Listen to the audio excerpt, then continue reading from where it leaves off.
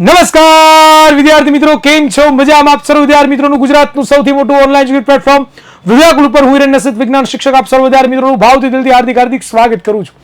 વિદ્યાર્થી મિત્રો, મેં ઘણા બધા સ્ટ્રેટેજીના વિડીયો બનાવ્યા, મેં ઘણા બધા વિદ્યાર્થીઓને ગાઈડ કર્યા કે તમે આવી રીતે વાંચન કરી શકો, તમે આવી રીતે છે તૈયારી કરી શકો, તમે આવી રીતે પેપર લખી શકો કે જેનાથી તમારા સર્વશ્રેષ્ઠ માર્ક્સ આવે. પરંતુ હજી પણ વિદ્યાર્થીઓની એવી માંગ હતી કે સર અમને વાંચેલું યાદ નથી રહેતું. તો આના માટે કંઈક કરો ને સર, કે જેનાથી અમને વાંચેલું યાદ ફટાફટ રહે અને અમે લાંબા પ્રશ્નોને પણ એકદમ સરળતાથી યાદ રાખી શકીએ અને અમે એકવાર કોઈ પણ સવાલને વાંચીએ ને તો અમને ઠેઠ સુધી, જ્યાં સુધી પરીક્ષા પૂરી ન થાય ને ત્યાં સુધી અમને સવાલો યાદ રહે. તો વિદ્યાર્થી મિત્રો, મને એમ થયું કે ચાલ આજે આના વિશે વિડીયો બનાવીએ, તમારો જે આ પ્રશ્ન છે એમનું આજે સમાધાન મેળવીએ. તો અંત સુધી આ વિડીયોમાં જોડાયેલા રહેજો. આ વિડીયોને તમે લાઈક નથી કરજો, લાઈક કરજો. આપણે વિદ્યાકુલ ગુજરાતી યુટ્યુબ ચેનલને જો સબસ્ક્રાઇબ નથી કરી તો સબસ્ક્રાઇબ કરી દેજો અને તમારા મિત્રો સુધી આ વિડીયોને શેર કરી દેજો. તો ચાલો આપણે ટોપિક ઉપર વાત કરીએ. વિદ્યાર્થી મિત્રો, યાદ રાખવું છે ને એ સૌથી અઘરામાં અઘરી પ્રોસેસ છે ને કહેવામાં આવે છે. કારણ કે કોઈ પણ વસ્તુને જ્યારે આપણે પહેલી વખત જોઈએ તો આપણને એ યાદ તરત નથી રહી જતી. જે વસ્તુને આપણે ઘણી વખત એકને એક વસ્તુને રિપીટ વખત જોઈએ, એને રિપીટ વખત સાંભળીએ, એકને એક વસ્તુને બીજી વખત બોલીએ તો આપણને છે ને એ યાદ રહી જાય છે. હું તમને નાનકડું ઉદાહરણ આપીને સમજાવું કે જ્યારે તમે સ્કૂલમાં, તમારો નવી સ્કૂલમાં જાઓ છો અને પહેલો દિવસ હોય છે ત્યારે ક્લાસરૂમમાં તમને કોઈના પણ નામ યાદ નથી હોતા. પરંતુ ધીમે ધીમે જેમ સમય જતો જાય છે એમ શું થાય છે તો કે તમને તમારા ક્લાસરૂમના જે વિદ્યાર્થીઓ છે એમના નામ યાદ રહેતા થઈ જાય છે અને અંતે તમને એના પપ્પાનું નામ, એની સરનેમ, એ ક્યાં રહે છે, શું કરે છે, શું ખાય છે, શું પીએ છે, એ બધી વસ્તુ ખબર પડી જાય છે. તો આવું કેમ થાય છે? વિદ્યાર્થી મિત્રો, કોઈ પણ નવી જગ્યા હોય તો એ નવી જગ્યા આપણને પહેલી વખત ત્યાં ગયા હોય તેના રસ્તા આપણને નથી ખબર હોતી. પરંતુ એકને એક જગ્યાએ આપણે 3 થી 4 વખત જઈએ એટલે અચાનક આપણને ખબર પડી જાય કે અહીંયાથી આમ જવાય તો આ જગ્યા આવે, અહીંયાથી આમ જવાય તો આ જગ્યા આવે. તો વિદ્યાર્થી મિત્રો, આપણી યાદ રાખવાની જે પ્રોસેસ છે ને એ આપણા માઇન્ડની કંઈક અલગ છે અને આજે આપણે એના ઉપર જ વાત કરવાના છીએ. તમે કહેશો કે સર અમને તો એ તમે શીખવાડવાના હતા કે યાદ કેવી રીતે રાખવું, પણ તમે તો કંઈક બીજી વાત ચડી ગયા. ના, વિદ્યાર્થી મિત્રો, મારે તમને છે ને એક એક્ઝામ્પલ દ્વારા આને સમજાવવું છે કે યાદ કેવી રીતે રખાય. એક મસ્ત રીતની સ્ટ્રેટેજી આજે તમને આપવાની છે. વિદ્યાર્થી મિત્રો, તમારે જો યાદ રાખતા શીખવું હોય ને તો પહેલા તમે તમારા મગજને સમજતા શીખો. કારણ કે યાદ આપણે મગજથી રાખવાનું છે. જે પણ વસ્તુ આપણે સ્ટોર કરવાની છે ને આપણા મગજમાં કરવાની છે. કારણ કે મગજ જ આપણા કોમ્પ્યુટરનું, આપણા શરીરના કોમ્પ્યુટરનું એ હાર્ડ ડ્રાઈવ છે, SSD છે, તમે જે પણ કહો. તો વિદ્યાર્થી મિત્રો, ચાલો પહેલા આપણે મગજ વિશે જોઈએ અને પછી તમને સ્ટ્રેટેજી આપું કે કેવી રીતે યાદ રખાય. પણ મગજને સમજવું એ બહુ ઇમ્પોર્ટન્ટ છે. તો વિદ્યાર્થી મિત્રો, આપણે મગજની જો વાત કરીએ ને તો આપણા મગજની અંદર ઘણા બધા ન્યુરોન્સ હોય છે, એટલે કે જેને આપણે ચેતાકોષ કહીએ છીએ. અને વિદ્યાર્થી મિત્રો, આ ચેતાકોષો છે ને એ યાદ રાખવામાં આપણને મદદ કરતા હોય છે. હવે આમ જોવા જઈએ ને તો આપણા મગજની અંદર 2 પ્રકારની મેમરી હોય.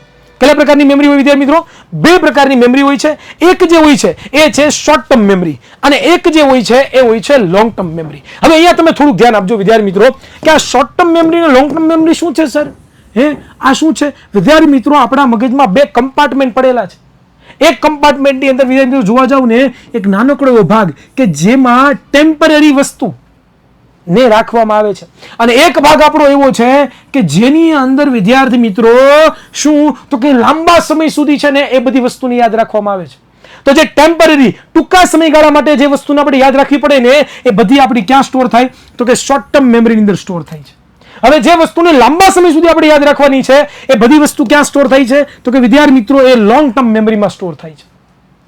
વિદ્યાર્થી મિત્રો, તમને એક સરસ મજાનું ઉદાહરણ દ્વારા સમજાવું કે વિદ્યાર્થી મિત્રો, તમે કોઈ એક નવી જગ્યાએ ગયા છો, બરોબર? ત્યાં તમે સરસ મજાના લોકોને જુઓ છો, બરોબર? ઘણી બધી નવી વસ્તુઓને સાંભળો છો, નવી વસ્તુઓને તમે વાંચો છો. તો એ વસ્તુ છે ને એ બધી સ્ટોર ક્યાં થાય ખબર? તો કે તમારા શોર્ટ ટર્મ મેમરીની અંદર, તમારા શોર્ટ ટર્મ ટૂંકા સમય માટેની જે બુદ્ધિ છે એની અંદર સ્ટોર થાય છે, બરોબર? પરંતુ તમારા જીવનમાં ડે ટુ ડે લાઈફમાં બનતી જે ક્રિયાઓ છે, જેમ કે ઉદાહરણ તરીકે દરરોજ સવારે 7 વાગે ઉઠવાનું છે, દરરોજ સવારે છે એ તમારે બ્રશ કરવાનું છે, દરરોજ સવારે તમારે નાહવાનું છે. તો આ લાંબા સમયથી થતી એવી ક્રિયા છે અને એ તમને વિદ્યાર્થી મિત્રો ક્યાં સ્ટોર હોય છે તો કે વિદ્યાર્થી મિત્રો એ તમને લોંગ ટર્મ મેમરી અંદર સ્ટોર હોય છે, બરોબર? ઘણી વખત આપણે વિચારવું નથી પડતું કે ચાલો મારે બ્રશ કરવાનું, ચાલો મારે નાહવાનું છે.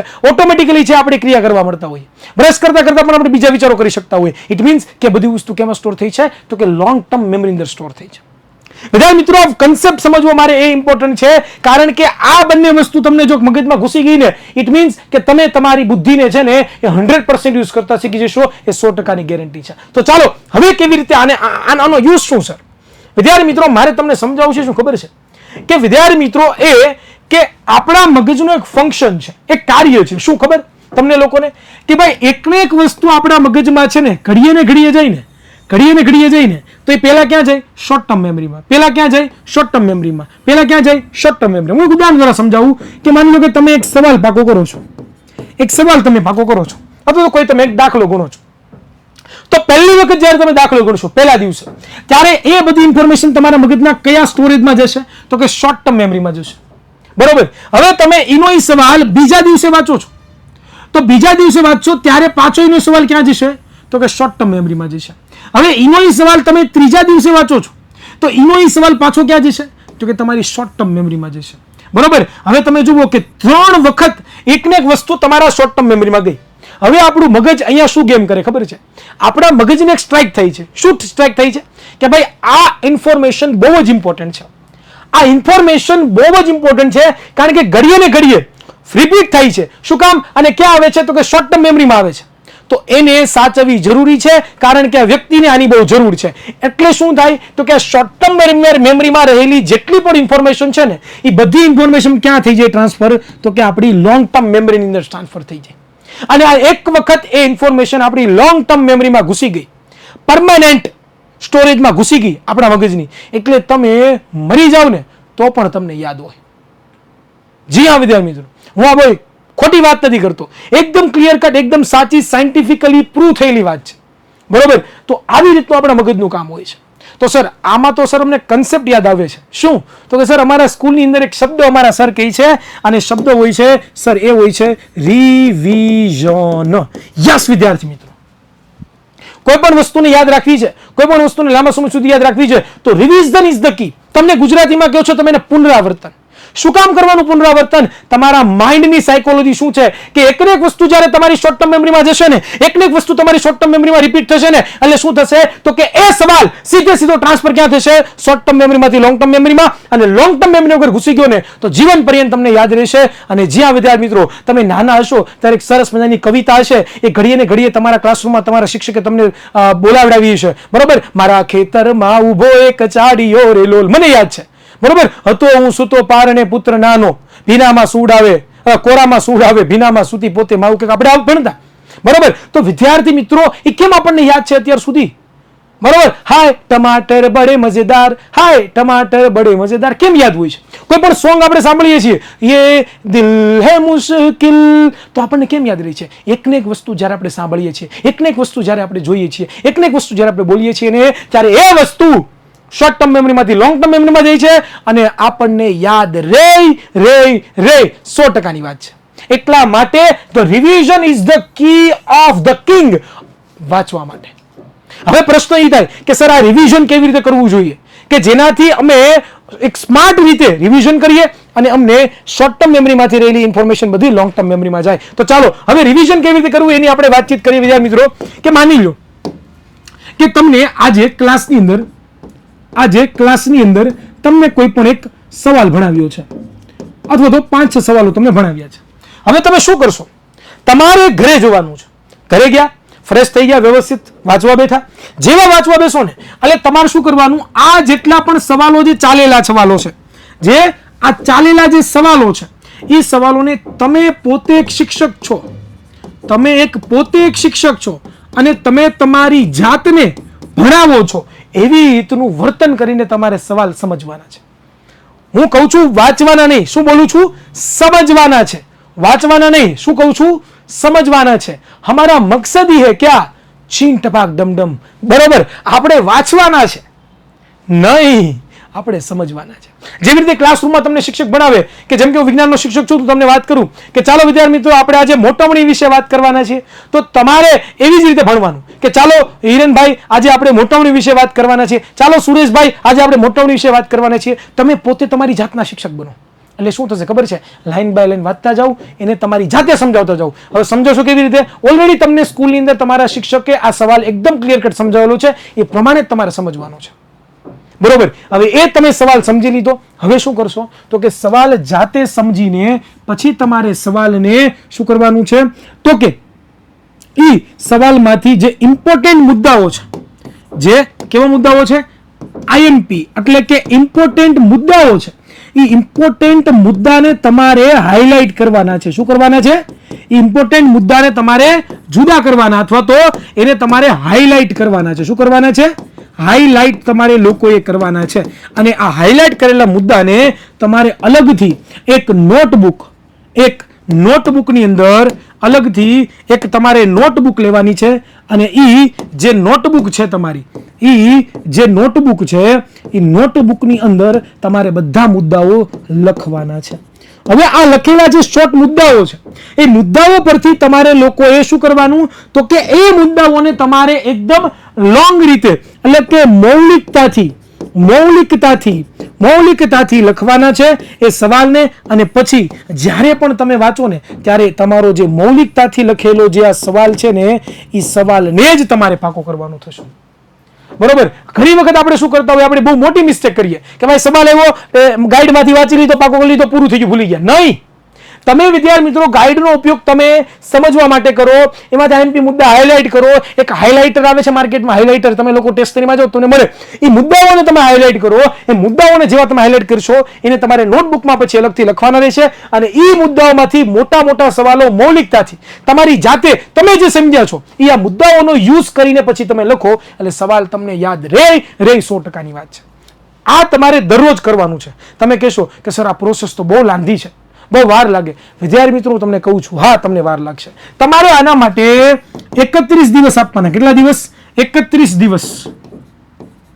હજી પરીક્ષાની ઘણી બધી વાર છે વિદ્યાર્થી મિત્રો. તો 31 દિવસ તો તમે લોકો છે ને આપી શકો. 1 મહિનો માંગુ છું તમારી પાસે. 1 મહિના પછી છે ને તમારે એટલી બધી વાર નહીં લાગે. 1 મહિના પછી આ સ્પીડ ઓટોમેટિકલી ફાસ્ટ થઈ. શું કામ? કારણ કે શરૂઆતમાં કોઈ પણ વસ્તુ તમને નવી લાગે ત્યારે થોડીક તમને એવું લાગે કે સર આ બહુ હાર્ડ છે, સર આ થોડીક વધારે વાર લાગે છે. પરંતુ જેમ સમય જતો જશે ને એમ તમને આ યાદ રહેતું જશે. બરોબર? અને પ્રેક્ટિસ પણ ફાસ્ટ થશે. હવે શું કરશો, તો કે હવે 1 અઠવાડિયું સુધી તમે બધા સવાલો વાંચશો. આવી રીતે કરશો તો 1 અઠવાડિયામાં તમારી પાસે ઘણા બધા અલગ અલગ વિષયના સવાલો ભેગા થશે. હવે તમારી પાસે એક સરસ મજાનો રવિવાર આવે છે. આપણે કહીએ સર સન્ડે એટલે ફન ડે. નહીં, સન્ડે ફન ડે નથી ભાઈ. Sunday is the study day. બરોબર? વાંચન કરવા માટેનો દિવસ છે ભાઈ.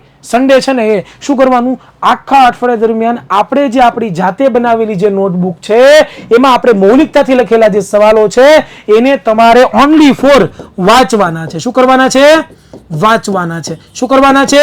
વાંચવાના છે. અને આ સવાલો દર અઠવાડિયે રિપીટ થવા જોઈએ. બરોબર? જેમ કે આજે મેં વિજ્ઞાન વિષયની અંદર આ અઠવાડિયે મેં 20 સવાલો પાકા કર્યા, તો રવિવારે 20 સવાલ પાકા વચાઈ જવા જોઈએ. બરોબર? ગણિતમાં 25 દાખલા કર્યા તો નજર ફરવી જવી જોઈએ. વાંચવાના છે ભાઈ, ગણવાના નથી, પાકા નથી કરવાના, ખાલી વાંચવાના છે, રિવિઝન કરવાનું છે. ત્યાર પછી પાછું બીજા રવિવારે એવી રીતે મહિનો ટ્રાય કરો તમે. તો 1 મહિનો તમે આવી રીતે ટ્રાય કરશો ને, દર રવિવાર રિવિઝન કરશો ને, તો વિદ્યાર્થી મિત્રો એકને એક ઇન્ફોર્મેશન ક્યાં જશે?